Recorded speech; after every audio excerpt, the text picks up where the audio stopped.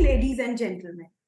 On behalf of the Integrated Health and Wellbeing Council, I welcome all of you to another insightful episode on Prostate Cancer Awareness Series, which is brought to you by the IHW Council and powered by AstraZeneca. I'm your host, Dr. Bajaj, and today we will be discussing about top things you must know about prostate cancer.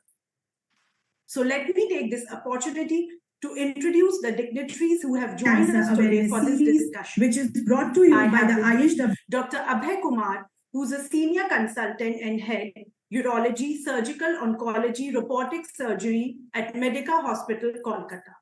Welcome to the discussion, Dr. Abhay. Hello, everyone. Yeah. We'll also be joined by Dr. Sayan Das, who's a senior consultant and head radiation oncology at Medica Hospital, Kolkata. So thank you to both the doctors for ensuring your commitment and being part of these prostate cancer awareness series. So coming to you, Dr. Abhay, when we talk about prostate cancer, there are various factors, when we talk about the risk factors. So when we talk about the risk factors and the prevalence of prostate cancer or the present status in the Indian scenario, how would you relate the two and what is your take on those? Dr. Moini, thanks for this introduction and having me here in the show.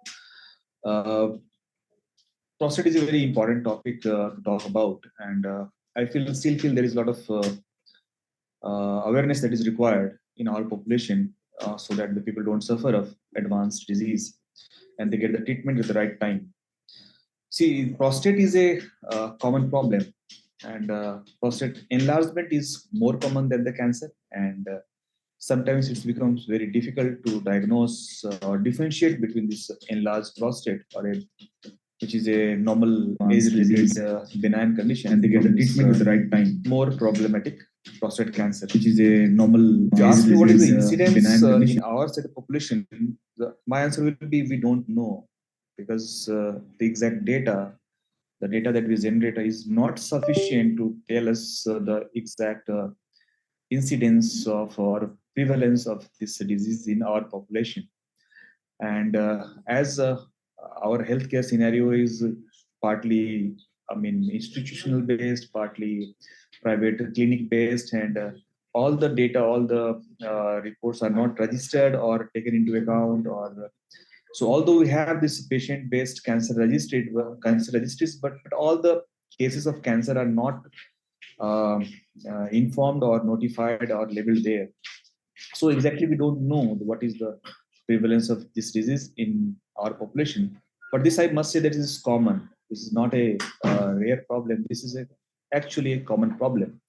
And as now we are having a more advancing aged population, now a more elderly population, this incidence is rising. So this prostate cancer cases that you used to see around 10 years back, now we are seeing much more number of cases of prostate cancers. And but the problem part is in our population is while in Western countries this prostate cancer are mostly diagnosed in these early stages, in India, in our state of population, we still diagnose most of the cancers, maybe around 60% in the advanced stages. So I think there is a lot need to be done to screen, diagnose patients in right time to offer a better survival, better treatment. Right, Dr. Abhay, you very rightly pointed out that early detection is very important when it comes to prostate or, for that matter, any other type of cancer. Coming to prostate cancer specifically, when we talk about the risk factors, you think most of the risk factors are non-modifiable as such, because when we talk about genetics or your body changes, that may, and you've also talked about prostate enlargement, which is another issue, and I'll touch upon that at the later part of the show when we talk about early symptoms. But when we talk about non-modifiable risk factors, what would you list, and do you think genetics do play an important role? Still I feel that our science is not a perfect science, so a lot of things are not known to us, right? So a lot of research is ongoing, and maybe we'll have some more understanding more information about these diseases and the risk factors and the pathophysiology and others. So, for any diseases, for any cancer or maybe other chronic problems like heart, like problem like COPD, like diabetes. So, for any medical problem, you'll have some risk factors which are modifiable or which are under your control, and which, after taking care of those factors, you can have a lesser chances of having those problems. And some factors are kind of non-modifiable. That is, they can't be changed. They are with you since your birth, or maybe there's changes in the genes which are not in your control. So you can't change them, you can't modify them. So what people can do to have a lesser chances of cancer or any chronic disease is look for those modifiable risk factors and try to control those and take care of those. Well, you asked me about this non-modifiable risk factor or the changes in your body which can cause cancers, but they are under not your control. So definitely there are some genes now identified which are responsible for cancers, or the people who are having those genetic changes are having a more chance of cancers, and these can be identified and can be now used for therapeutic purposes as well. That they can use those genetic changes to identify those responsible genes and devise a treatment modality for those patients. And but I think we should focus more on this modifiable risk factors, the factors which are under your control, and maybe by taking care of those things, you can have a lesser chance of having those cancers.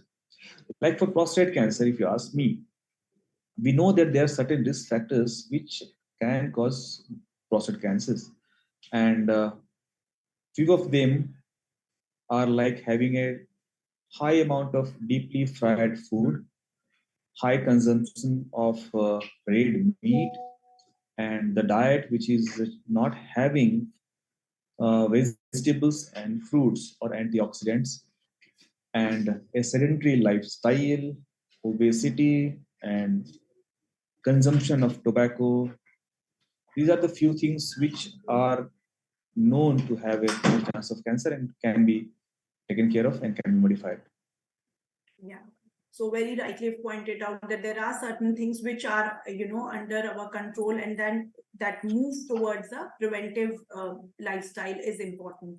Talking about modifiable risk factors, Dr. Abhay, you think that this shift in our lifestyle has somewhat, because when we talk about what we are eating, like you rightly pointed about, the modifiable risk factors, having processed foods, and then of course there is contamination at every level, from water to air to soil also, when we talk about pesticides. And so you think there is this need to go back to our earlier way of living, where we were very much connected with nature, going back to basics, organic food, which has caught the fancy of the West also. So somewhere you think this is related?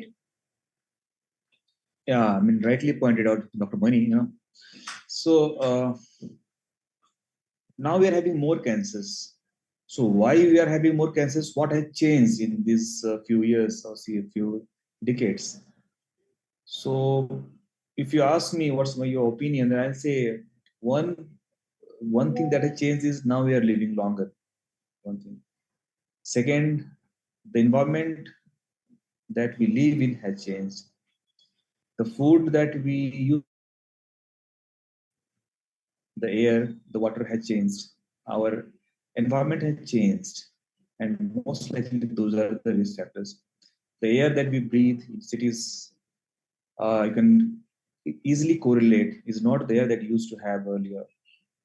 The water, the soil, I mean, you can correlate. These are not the ones which we used to had those ones. And food habits, our natural, food habits for we Indians were not that what we were using or eating today. We had a balanced food, which has now changed to a junk food and processed food and preserved food. just because of the ease of living. So the same thing we are proving again, that foods which is rich in antioxidants, rich in vegetables and fruits are having, I mean, anti-cancer properties. And fried food, red meats, processed food, canned foods are more chance of cancers. So I will definitely agree with you that going back to our earlier food habits may be having some benefit to us in preventing cancers. Second, in earlier life, earlier ages, we used to, work for everything, right? I mean, now we don't have to, too much of activity to get everything. Everything is under our remote control. We can get everything done at the press of a button, right? And that has changed. Our lifestyle has changed, right? And that's why the reason for hypertension, the reason for obesity, and this gives rise to more metabolic problems and cancers. So definitely a lifestyle which is more active, more of physical activity, and a diet which is more in nutrition and lesser of junk food may definitely maybe make our life healthier. Right. Very rightly you pointed out. When we talk about the early symptoms, because we Indians have that kind of array cancer nahi name, it can't happen to me kind of a thinking. So especially for men who are in their mid ages after 50, 55, what are some of the symptoms that, though it is said that the symptoms you may confuse those symptoms with symptoms of some other disease like urinary infections, but what are some of the initial signs that people should be aware of? Some other before they go for those PSA infections, but what are some of the initial signs that techniques? Yeah. Right. So we Indians are basically tolerant people. We tolerate a lot of things, right? So unless बोलते sir के ऊपर से पानी ना जाए, we don't start caring, right? So symptoms, but there is another aspect or another angle to it. The symptoms of prostate cancer are not there in initial stages. So in initial stages, prostate cancers are mostly asymptomatic. And whatever the symptoms people have, they are more confusing to the people, like they are normal age related problems and may not be any medical issue and that may not require any medical attention. Second, people start feeling that okay, this is a normal aging process, and this may be because of I'm drinking more water. This may be because I am having diabetes. This may be because I am having heart problem. This may be because I am having some respiratory issues. So this is not health concern. Third, people have the symptoms so gradual that they don't appreciate that this is actually a problem. Whatever changes or symptoms they have, they are such slow growing, slowly appearing, and the severity is as slow growing that they don't appreciate as it is a problem. They feel that this is normal for them. This is not perfect normal for them. So this is the again warning sign that we need to educate the people that this is not normal for you. So if the person is used to get up early, in the morning and pass your 5 or 6 times of urine, he feels normal. If it is becomes 7, 8 times, again he feels that it's normal. Person needs to get up in the night once or twice to pass urine, they feel it's normal. We have to tell them that this is not normal. This is a change in your routine habit, and that may be a sign of any medical issues. Right. Third, once the patient reaches the doctor or medical physician, when the physician feels that this problem is because of benign enlargement of the prostate, and he starts treating the patient, maybe without bothering to look for any changes of cancer. So these are 3 or 4 things which I feel is important to educate people, that before starting treatment for any urinary problem, thinking as a benign prostate enlargement or because of some other habituary functions, rule out prostate cancers, and it's very easy to do. Maybe without bothering to look for Right, Dr. any Abhay. changes. Coming to, before we go to the treatment Maybe without modalities, bothering newer to options look for that are any available, changes. targeted Before we therapies, go and to so the on. treatment What modalities, about the newer staging, options that are prostate available, cancer? targeted So therapies, what is the and so on. criteria that, when you stage it, first stage, second stage? So what is the criteria that determines that, and why is staging important? Because I can understand that to go for those treatment modalities, you need to know, have a clear picture on the staging, on the stage that you are in. So how is that determined? Right. So for treatment of any cancer, when we suspect that person is having a cancer, that is called suspicion. And on suspicion, we ask for certain tests to confirm the disease. Like for prostate cancer, if I suspect this gentleman may have cancer, I'll ask for certain tests. One is basic test like ultrasonography of the abdomen, and a urine test, and a blood test called PSA, and a clinical examination. If there is any suspicion of having cancer on clinical examination or a sonography or a PSA report, I'll ask for an MRI of the prostate and a biopsy. So MRI of the prostate gives me some local staging, and this biopsy confirms the disease.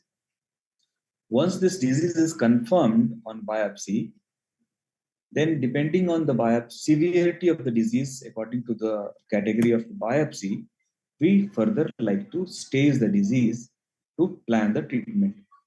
So depending on the PSA level, depending on this biopsy report severity, and depending on the MRI, we may require a CT scan, or nowadays we are doing a PET scan. Again, PET scan can be of different types, but for the PET scan that is done for the prostate cancer is called PSMA PET scan, PET CT scan. So we can do these scans to find out how far the disease has spread in the body. This process is called the staging of the disease. So for staging, we may require an MRI, we may require a CT scan, we may require a PET scan. And depending on these scans, we categorize the patient as having a stage 1 disease, stage 2 disease, stage 3, or stage 4 disease. Okay. I think Dr. Sayan has joined. So, Sayan is welcome to the show, sir. Yeah. Yeah. So, thank you. Coming to you, Dr. Sayan, Dr. Abhay Kumar, very lucidly he pointed out about how, treatment options vary according to the aggressiveness stage that you are in. We have also heard about, active surveillance being a viable option, because many a times the oncologist may want to keep you on a surveillance. So let us know about that aspect of, Okay. So, yes, as you rightly pointed out, so before I begin, I would like to thank you for giving me this opportunity to interact with you all. So, as you rightly pointed out, that active surveillance is one of the treatment options for prostate cancer, because as we know, prostate cancer is a spectrum. So there are some tumors which are very slow growing, very indolent type. Some of them do not require any treatment at all, whereas the others, at the other end of the spectrum, you have a very aggressive disease which would require treatment very as soon as possible. So in that particular subgroup of disease, where the disease is very low risk and very slow growing, depending on the biology or the nature of the disease, so in some patients, we do offer active surveillance. So active surveillance means, so it is not that we see the patient and tell him that, oh no, you need not worry, you can go back. It's not that. It's that we would keep the patient under close observation. The intent being that instead of offering treatment right now, we can very well wait and see once the disease starts progressing, then we offer treatment. Which implies that instead of offering treatment now, if I offer treatment at a later date when the disease starts progressing, the ultimate outcome remains the same. So instead of offering treatment now and the patient is going to suffer from the side effects of treatment, I would rather hold back my treatment, wait till I find, as long as the disease do not progress, I need not offer anything, but the patient has to be under close observation, which means say every 3 months the patient has to come for follow-up. We need to repeat the PSA, we need to do a proper rectal examination. At times we have to ask for biopsies as well on a regular interval to check whether the nature of the disease is becoming aggressive or not. Based on that, we can offer active surveillance to those who are eligible for that. Dr. Sian, Dr. Abhay pointed out about the various stages at which, and we have covered the risk factors when it comes to prostate cancer, modifiable, non-modifiable risk factors. Now coming to the treatment, like you yourself right now pointed out that side effects are there, because there are a lot of myths when it comes to prostate cancer. Every day we are getting and that is why the basic aim of the session was to create that level of awareness and clear those myths. So when we talk about the side effects and the treatment options and treatment modalities, how do you as a oncologist, as a surgeon, how do you balance that as you yourself said, it's a spectrum, so you have to look at the quality of life of the patient and ensure that that is something that should not be under prioritized or negated. Of course. So very pertinent question. So as my colleague Dr. Abhay had already told you about the different patterns of the disease, of the different biologies.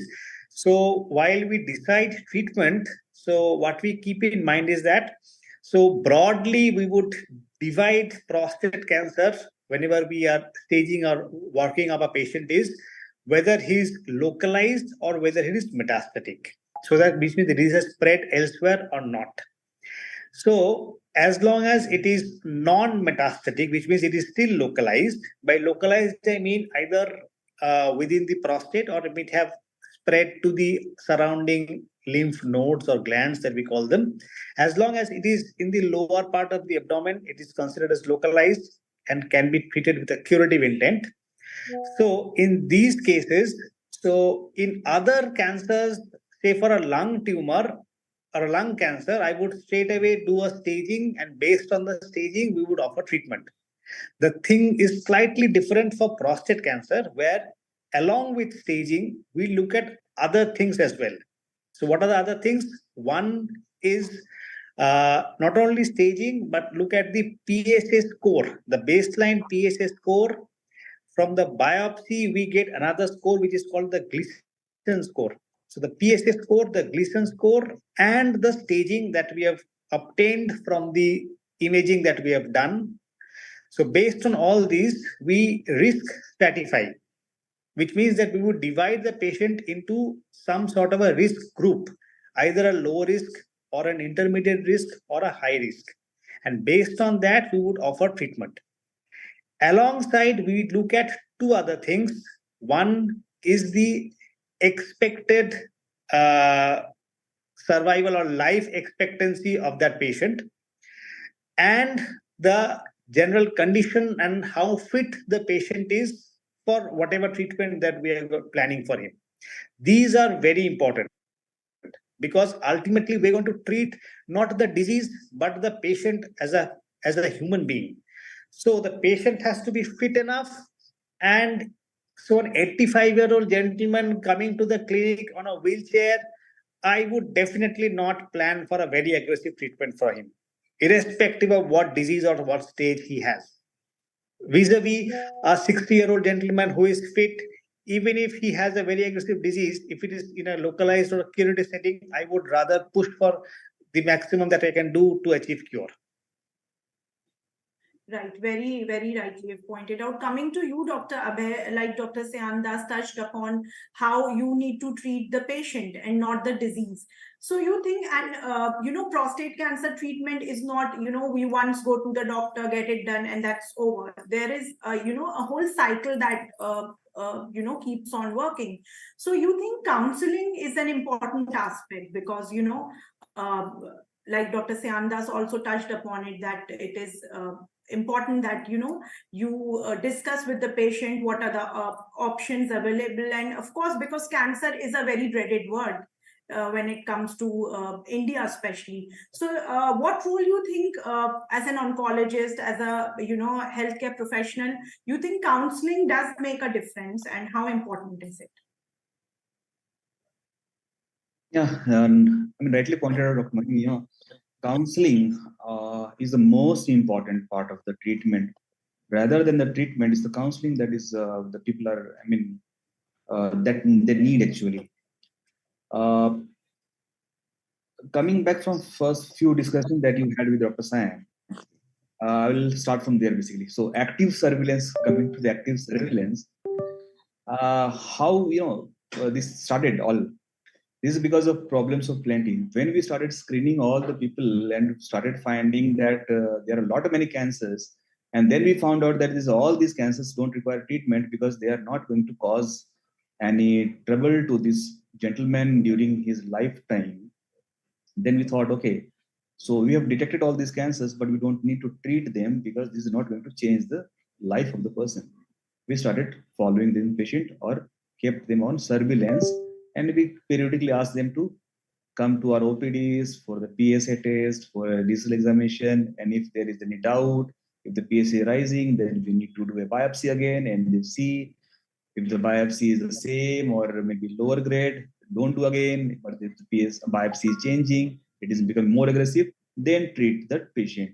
And we found that while doing that also, we are not anyway causing any harm to the patient. So this is very important, and it all starts with the counseling. No?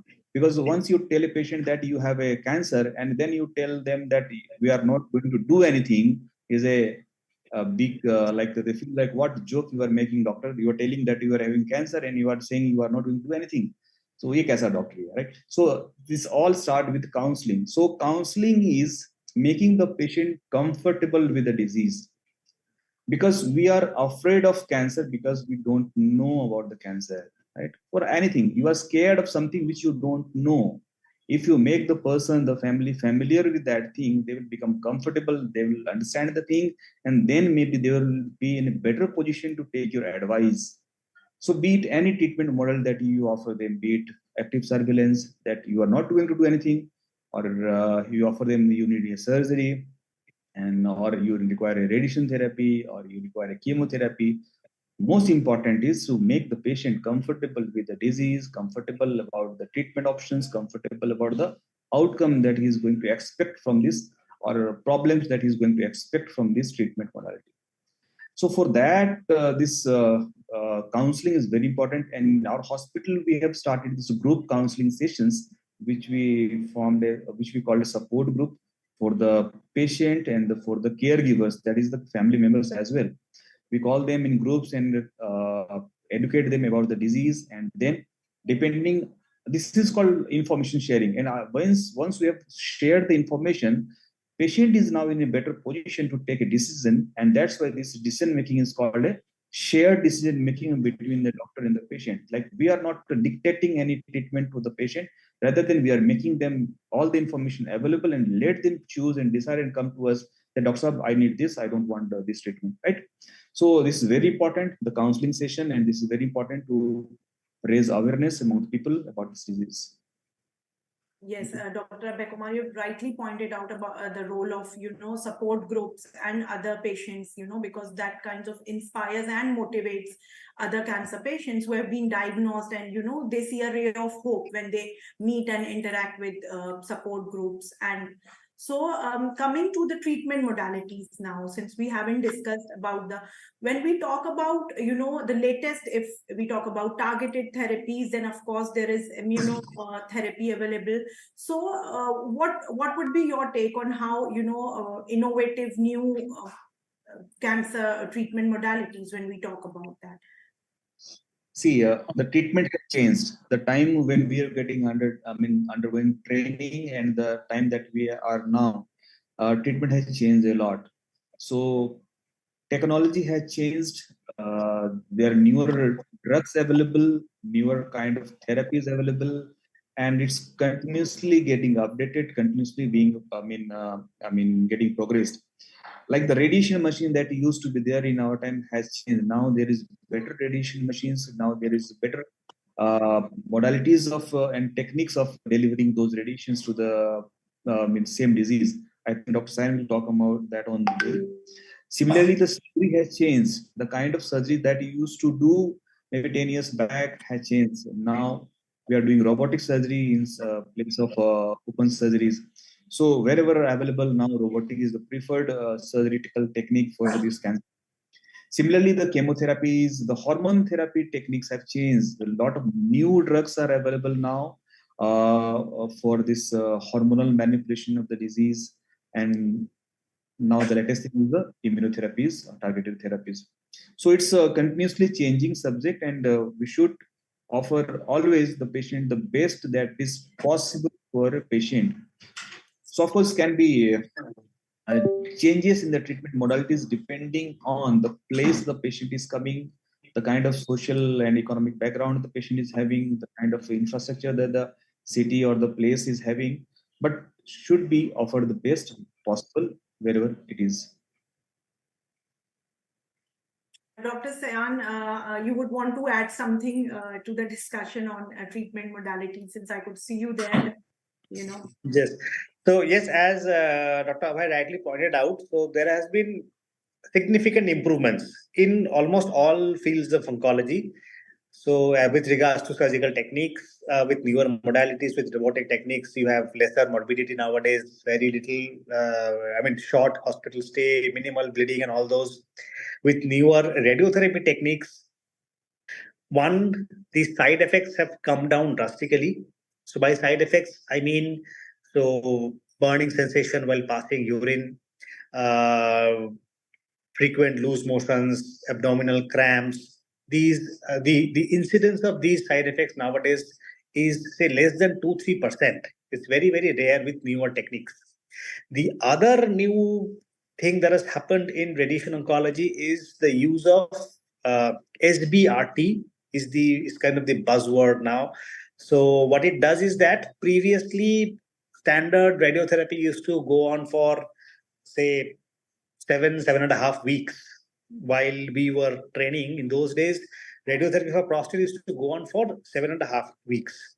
That was, say, in the last 5, 6, 7 years, it has come down to 4 to 5 weeks of radiotherapy. And now, with the newer techniques, with this SBRT thing, radiotherapy can be delivered in just 1 week.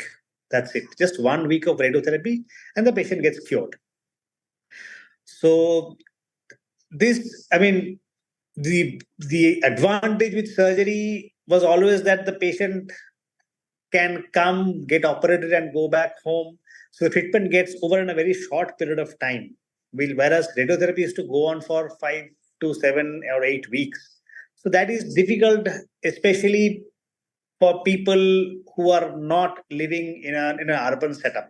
So you see, the problem with us is that majority of the cancer centers are located in the urban areas, whereas our bulk of our population remains in the rural belts. So coming and staying in a city for 6 to 8 weeks has its own issues. So logistics there, so the cost burden is there. So now if the treatment gets over in 1 week time, that is, useful for the patient as a whole, because again the side effects are minimal with similar cure rates.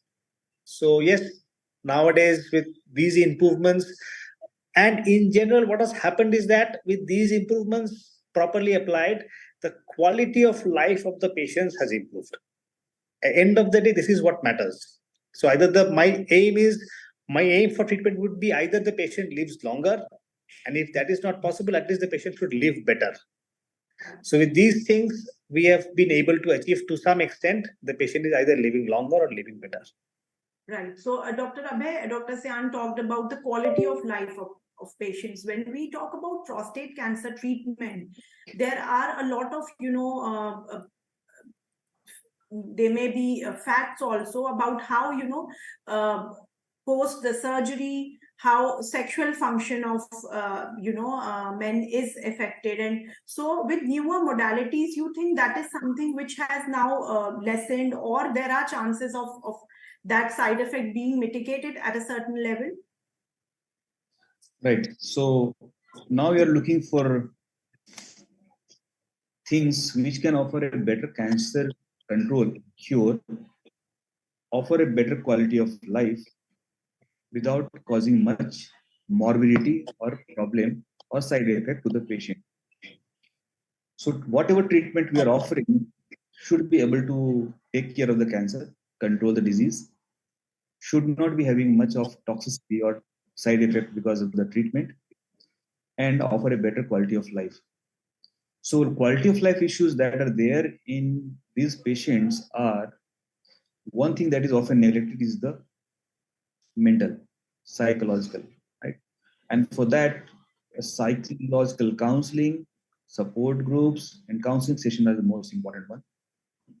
Other than that, physical problems that can be there or side effect or that can be there, which can hamper quality of life for these patients, particularly is the, because patient came to you for a problem that is urinary problem. He has difficulty in passing urine, difficulty in controlling urine, right? So he should not be having those. So earlier, when you used to operate or treat those patients, the patient used to have a lot of urinary problem like incontinence or burning in urination, bleeding in urination, and more frequent toilet visits. So these all can be taken care of with better techniques in treatment. Like if you're offering surgery, robotic surgery can definitely offer a better urinary control. Incontinence rates are much better. If you're offering newer modalities of radiation therapy, definitely the patient has less chances of bladder toxicity and side effect because of radiation causing urinary problems. And other than urinary problem, the patient may have some sexual problems. Of course, in our set of populations, patients are usually in the age of 65 and 70 years, and they usually don't have that much of sexual desires and maybe the desire to preserve the sexual function after that. But I must say that there are a lot of things which are not discussed in our OPDs. But if you ask them, they say that yes, if it's there, it will be better for me. So sexual function, of course, we should discuss if the patient is having a baseline good sexual function, and if he is desiring of sexual function, we should always try to preserve his sexual function. And with this newer technology in surgery, robotic surgeries, if we try, we can preserve the nerves that are responsible for the sexual function if the disease permits, and we can offer a nerve sparing surgery to have a better sexual function for this patient. Third, the patient that is the discomfort of the or the side effect of the treatment should not be there much. And I believe with these newer techniques in surgery and the radiation, patient have a better quality of life and better side effect profile compared to the earlier technologies. Right, Doctor. Dr. Sayan, coming back to you, when we talk about, misconceptions, because in your practice, you must have seen, patients coming to you with different kinds of notions. And so, of course, they would want to know more about like Dr. Abhay said, that you need to tell them about that, create that level of awareness about the disease. But at the same time, in your work as an oncologist, what are some of the misconceptions or myths that you have encountered, and how have you bridged that awareness gap? How have you made sure that that thing is taken care of? Okay, so again, very very important question, because again, so there's a, I mean, there are a lot of misconceptions with regards to the prostate cancer as a whole, and with regards to, for myself, with regards to radiotherapy, because leave aside the general population, even most of our doctors during our undergraduate training have minimal exposure to this form of treatment. So what radiotherapy is. So many a times, it's quite often that when I counsel patients that yes, you would be needing radiotherapy, a common question that I would be asked is, doctor, are you going to burn my skin? So are you going to burn the tumor? So will it be very painful? Well, actually, none of it is true. So the skin doesn't get burned. So it is completely painless because we can't feel X-rays. So that's why we won't be able to feel the treatment. So, so the only, also the best way to take care of these misconceptions is, as Dr. Abhay said, the role of shared decision making. You sit down with the patient, explain everything to them, what you're going to do, why you're going to do, and how the patient is going to cope with that. Because at the end of the day, what I want is patient's experience should not be very uncomfortable. So yes, cancer is a dreaded term. Cancer treatment is difficult. It is not. It's unlike managing a flu. You just pop up some antibiotic pills and you get cured. Cancer would not get cured with such kind of a therapy. So, and also in most of the cases, cancer treatment itself goes on for a very long time. So maintaining a proper mental health or a psychological health, so all those issues have to be taken in mind. So in our hospital, we have a specialized clinical psychologist who would often sit down with the patient and the caregivers, because we often neglect the caregivers and focus more on the patient. But we must remember that it is the primary caregivers who are going to spend maximum time with the patient, not the doctor or the nurses, but the primary caregivers. So his relatives must be oriented that what has happened, what we are going to do. Because as soon as you get diagnosed with cancer, several questions come into your mind. When you're entering the hospital, there is this fear, this anxiety. So there's again range of emotions. Some get depressed, some, very few are, I find, optimistic, but majority have this some level of pessimism that their life is going to get doomed. Fortunately, majority of the prostate cancers do have an excellent outcome. So that has to be clearly explained to the patients.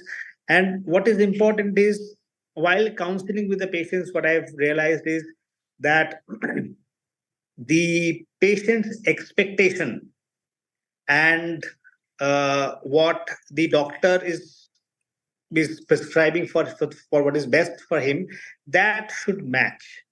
So that should be a common ground on what the doctor is going to do and what the patient is expecting to for him to happen. So that should be a match.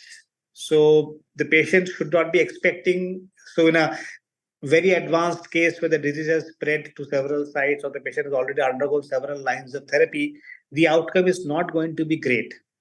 So the prognosis in that case is, I would say, is not really good. It's guarded prognosis. But in a low risk category where probably we're offering active surveillance, as Dr. Abhay said, that a patient would get surprised that he's not going to get any therapy at all. So that is surprising. But again, the patient has to be clearly explained why we are doing this. What's the rationale behind it? And with my experience, I can say that if it is clearly explained, most of the time patients cope with their treatment experience very well. Right, right.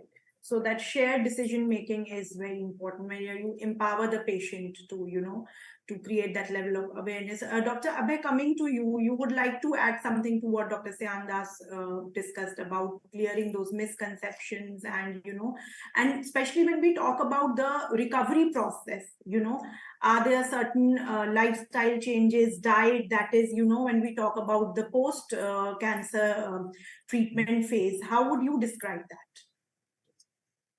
Yeah, myths, there are many, but most important or most bigger myth is that here people say cancer has no answer. So this is the biggest myth, and I think cancer is treatable, cancer is curable. Most important first. Second, many people say cancer na मेरे को नहीं हो सकता. I can't have this can't be with me.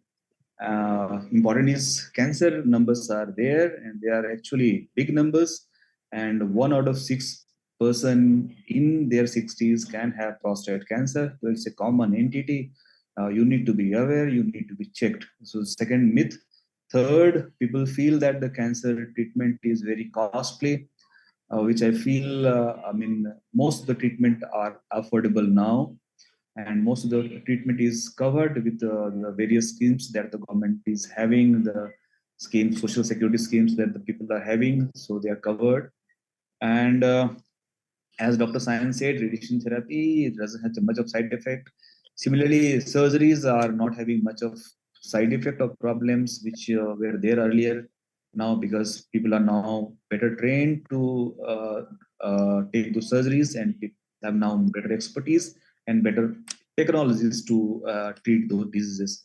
So there are three or four things which I last thing, in even in stage 4 prostate cancers, in prostate cancer patient can have a good long quality of life. And so this is definitely a stage 4 prostate cancer is like end of life is not there. Even I've seen patients alive for 15 to 20 years, even in stage 4 prostate cancer, if treated well and the patient has taken the treatment completely.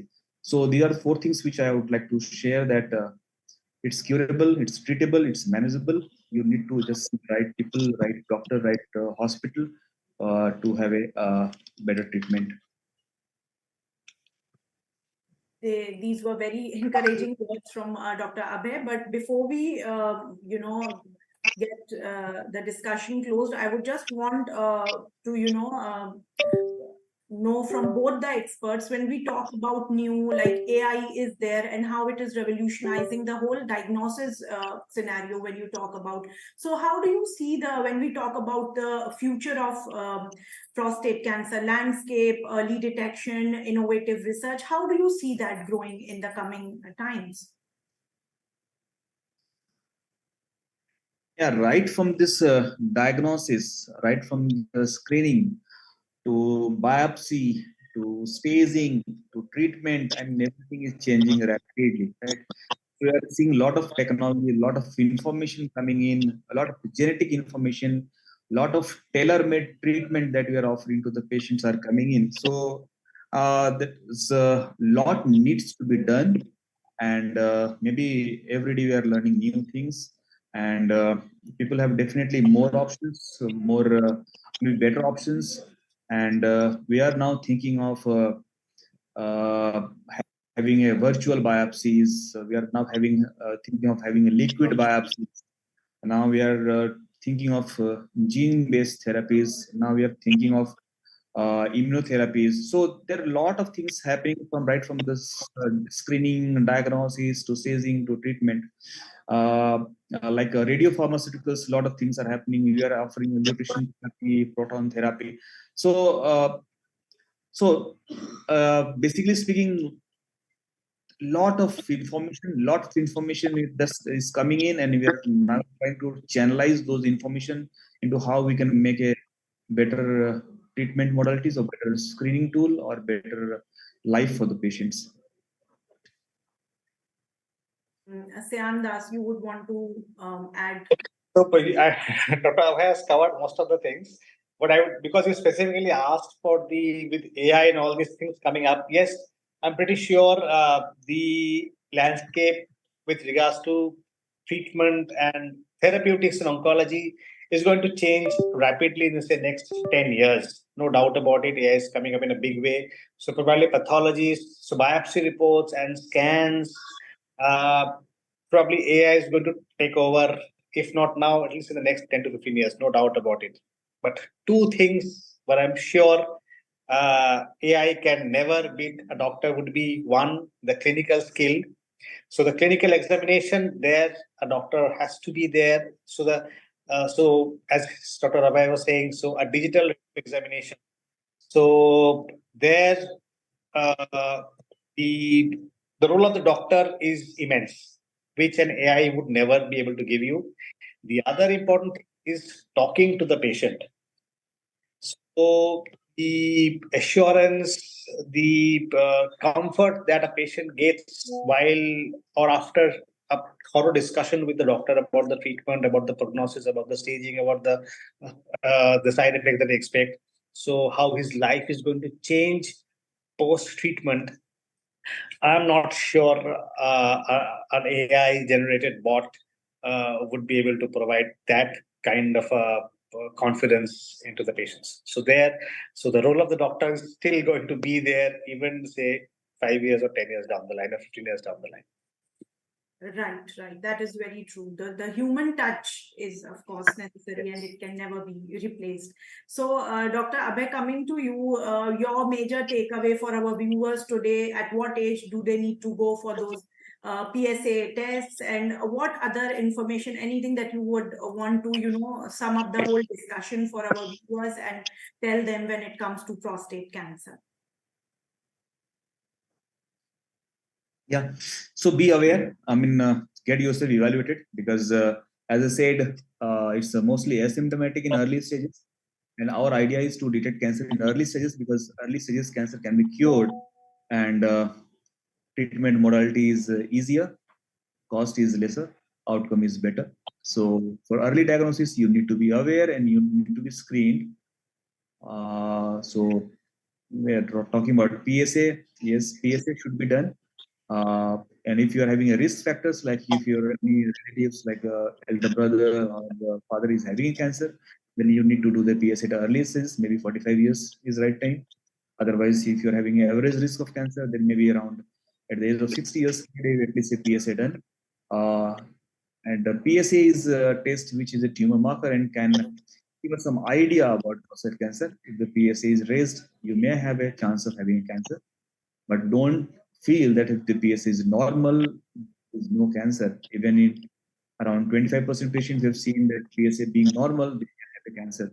So please see a doctor, see a urologist. He is the right person to maybe screen you. If there is any suspicion, get yourself evaluated, maybe MRI and biopsy. So see your doctor, get yourself screened, and be aware. That's it. Thank you. Thank you, Dr. Abhay. Very succinctly, you have put it: be aware, see your doctor, and how you can have a better health outcome when it comes to prostate cancer. Dr. Sayan Das, your parting note for our viewers. So I would say don't be afraid of prostate cancer, because there is a dictum that for a large chunk of patients, that a patient usually dies with prostate cancer and not because of prostate cancer. But again, it doesn't mean that you should not be worrying, because some of them are aggressive and need urgent treatment. So as Dr. Abhay said, whenever in doubt, better to meet your doctor, seek an opinion, and get your doubts cleared. So talk to them when you need screening, how to do the screening, and as you said, that early diagnosis is always useful. So don't be afraid and don't be shy. Come forward, meet your doctor, get yourself checked, and you can have a relatively risk-free life. Right, Dr. Sayan, Dr. Abhay, Dr. Sayan, thanks for this very, very enlightening session. And I really hope that our audience will take away a lot of relevant information on prostate cancer. And the session did successfully clear a lot of misconceptions that people might have with prostate cancer. Thanks to both of you once again for taking out time from your busy schedule and taking part in this very, very important discussion. Thanks once again. That's all for today, everyone. This session was brought to you by the IHW Council and powered by AstraZeneca. And we are hopeful that today's session did provide you with a plethora of information as far as prostate cancer is concerned. And always remember, the earlier it is detected, the better are your chances of, responding to the treatment. So that is all for today. Thanks once again. We'll see you all again in another important discussion. Meanwhile, keep following our social media pages for more updated health information. Thanks once again. Thank you. Thank you, madam.